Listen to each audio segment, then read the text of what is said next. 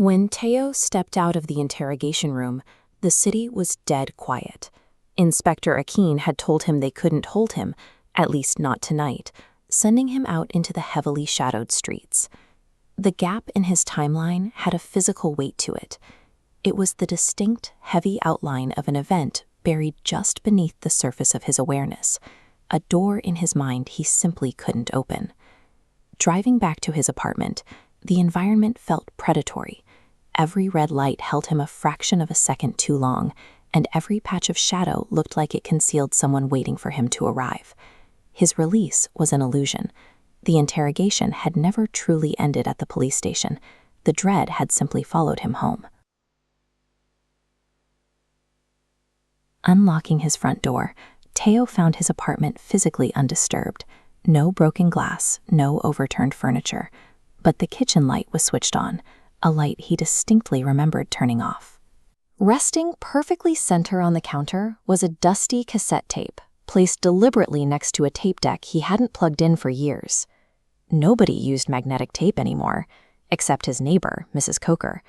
She recorded sermons, voice notes, and shopping lists on them, operating under the belief that analog audio remembered things far better than human beings ever could.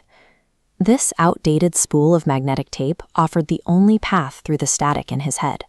He reached out and pressed play. The speakers crackled, instantly filling the room with Mrs. Coker's frightened voice. She warned Teo that if he was listening to this playback, something had gone very wrong. This buried evidence is why Kunle vanished. He uncovered systemic police corruption, tracking bribes connecting street-level enforcement to high-ranking authorities. Knowing he was marked, he centralized the proof, names, videos, financial records, onto a single flash drive, entrusting it to Mrs. Coker.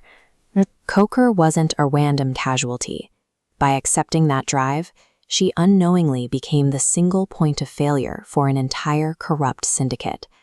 As her spoken confession ends, the magnetic tape shifts focus, capturing the ambient environment. It starts with 3 distinct, slow knocks echoing from her front door.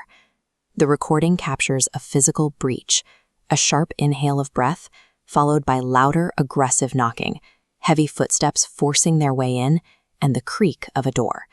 Through the static, a clear, undistorted male voice speaks a single word, Teo. At this exact second, the recording transitions into a real-time auditory crime scene, trapping the listener inside the precise moment the ambush occurred. The first voice on the tape is Teo's own.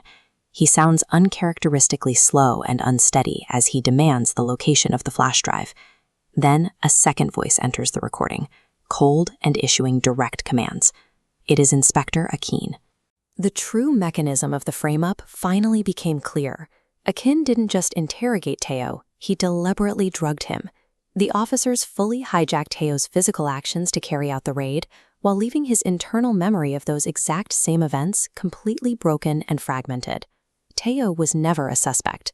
The officers bypassed his consciousness entirely, turning him into a bloodhound to lead them directly to the hidden evidence.